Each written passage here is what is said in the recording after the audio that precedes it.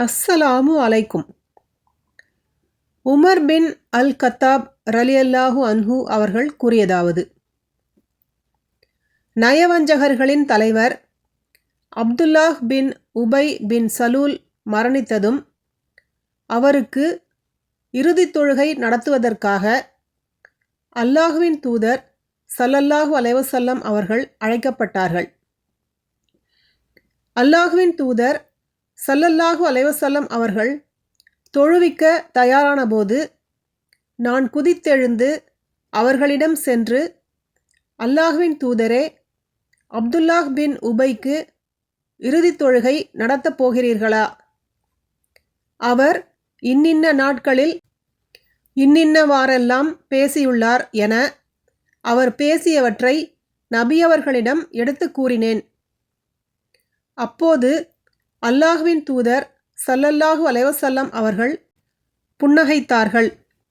பிறகு, உமரே, என்னை விட்டு விலகி நிற்பீராக எனக் கூறினார்கள்.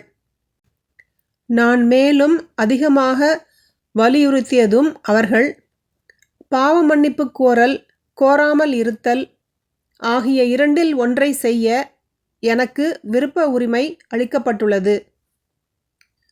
70 தடவைகளுக்கும் அதிகமாக நான் பாவ மன்னிப்பு கோரினால் அவருக்கு மன்னிப்பு கிடைக்கும் என நான் அறிந்தால் அவ்வாறே நான் அதிகமாக பாவ மன்னிப்பு கோருவேன் என கூறினார்கள்.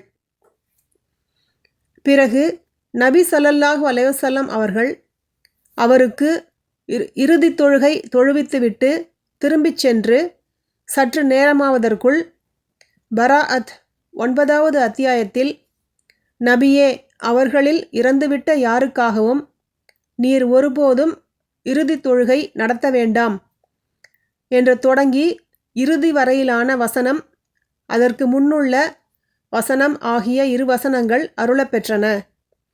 பிறகுதான் அன்றைய தினம் நபி ஸல்லல்லாஹு அலைஹி வஸல்லம் அவர்களிடம் நான் காட்டிய துணிச்சலை எண்ணி வியந்து போனேன். அல்லாஹும் அவன் தூதரும் நன்கு அறிந்தவர்கள்.